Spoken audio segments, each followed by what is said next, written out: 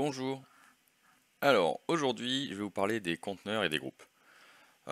Pour faire simple, vous avez la possibilité de rassembler différents contrôles pour faire un groupe, et du coup appliquer des propriétés sur ce groupe.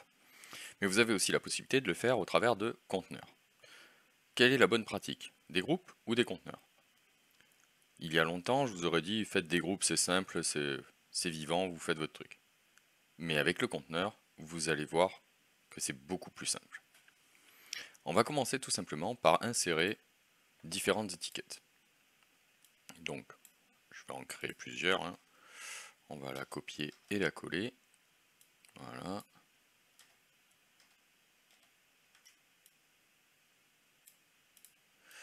Hop là, histoire qu'on en ait quelques-unes. Donc là, j'en ai mis 5. C'est tout bête, c'est assez simple. Mais bon, on sait jamais, ça peut poser problème. Ces 5 étiquettes texte, pardon, on peut les rassembler en faisant groupe ici. Automatiquement, un groupe est créé.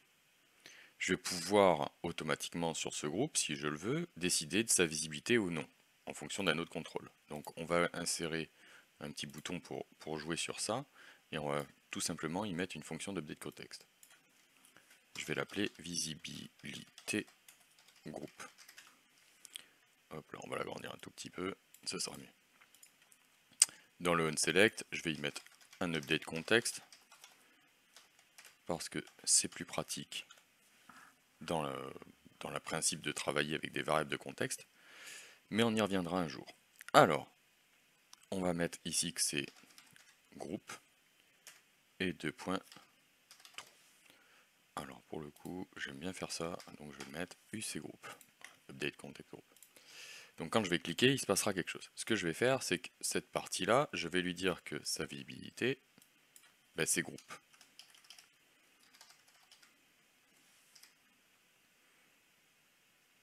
C'est comme ça que je l'ai nommé. Ah oui, non, c'est UC groupe, pardon. Oh là là, Julien.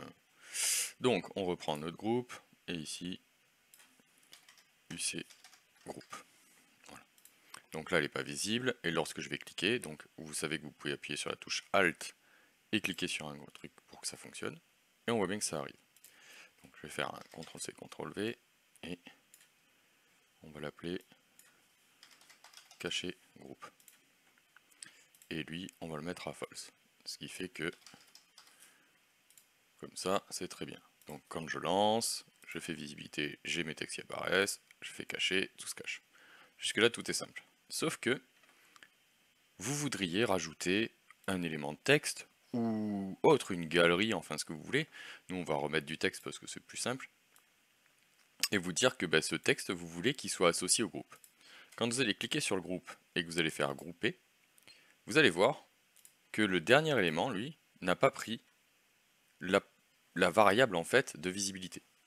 Donc vous allez être obligé en fait sur cet élément-là d'aller dans la visibilité et d'aller rajouter UC groupe pour que lorsque vous alliez activer votre visibilité, il apparaisse et il se cache. Donc ça marche, mais si vous voulez aller plus loin et être plus tranquille vis-à-vis de tout ça, on va utiliser des conteneurs. Pourquoi? Parce que vous allez comprendre qu'un conteneur, c'est ni plus ni moins qu'une partie de l'écran que vous dédiez à des fonctionnalités. Donc je vais juste décaler ça là, ce sera plus joli. Hop là. Quand je clique, ça gêne pas. Ouais, très bien. Et on va créer du coup de l'autre côté d'autres étiquettes, mais avant, nous allons créer ce que l'on appelle des éléments de disposition avec des conteneurs. Donc vous avez la possibilité de faire des conteneurs horizontaux, des conteneurs verticaux ou un conteneur tout simple. Moi je vais prendre le conteneur tout simple là, mais vous verrez que les conteneurs verticaux et horizontaux vous permettront déjà d'architecturer en fait quelque chose dans un conteneur. On va placer ce conteneur ici. Hop là, on va le mettre assez grand lui. Hop là. Et on va lui mettre un petit fond, hop là, vert comme ça, histoire qu'il ressorte. Dans ce conteneur, on va pouvoir y ajouter justement des éléments de texte. Donc on va y rajouter des étiquettes. On va mettre le texte en noir, comme ça ce sera plus simple. Voilà. Et on va se dire que l'on en veut plusieurs. Comme tout à l'heure. Et ici, je vais pouvoir jouer sur la variable de visibilité du conteneur. Donc, je vais recréer ces deux-ci, ces deux-là. Hop là, je vais les mettre ici. Et je vais les renommer tous les deux. Je vais pas mettre groupe, mais je vais mettre conteneur. Et ici, conteneur.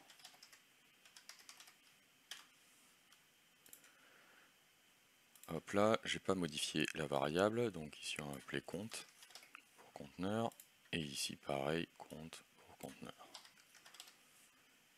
On revient sur notre conteneur, on met la visibilité avec la variable en question, donc UC compte, et donc à partir de maintenant, le conteneur s'affiche, le conteneur s'efface. Très bien. On va du coup s'amuser bêtement, c'est-à-dire que là, je vais faire à peu près la même manip, c'est-à-dire rajouter une étiquette texte dans mon conteneur, et vous allez voir que cet élément que nous avons rajouté, ben, lui aussi va pouvoir disparaître. Alors pour le coup, on va faire exprès, on va le mettre avec du texte en orange, ou voilà, histoire qu'il ressorte. Et on regarde bien, hein, sa visibilité, elle est toujours à true, enfin il n'y a rien de spécifique. Lorsque je fais cacher, il disparaît puisque on joue sur l'élément conteneur. Donc le conteneur va vous permettre de jouer sur plusieurs éléments d'un coup et de ne pas avoir à vous soucier de gérer élément par élément, à la différence justement du groupe. Voilà, ça c'est la première chose. On peut s'amuser du coup à, hop là,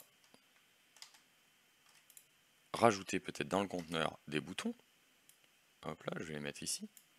Et ici on va les appeler du coup conteneur 2 et conteneur 2. On va faire pareil avec les variables, j'aurais pu le faire de suite, c'est pas très grave. Et ici, compte 2. Et à l'intérieur de ce conteneur, on va pouvoir ajouter un autre conteneur. Donc, je reviens dans ma partie disposition, je choisis conteneur, un conteneur est ajouté. Et on va voir que si on veut, ben on peut mettre que le conteneur il fasse tout ça. Hop là, peut-être que du coup il cache une partie des choses. D'ailleurs, on va pas le faire comme ça. On va prendre cette partie-là et on va la mettre dans ce conteneur. Voilà, pour cacher. Ce conteneur-là, on va le mettre justement en gris, histoire qu'on voit une différence. Et j'aurais dû faire ça avant, mais c'est pas très grave. On verra que ça cache une partie du texte. Et ici, dans la visibilité, on va mettre UC compte 2. Ce qui fait que maintenant, à partir de maintenant, je suis ici, donc tout s'efface. Je fais la visibilité de mon conteneur, j'arrive ici.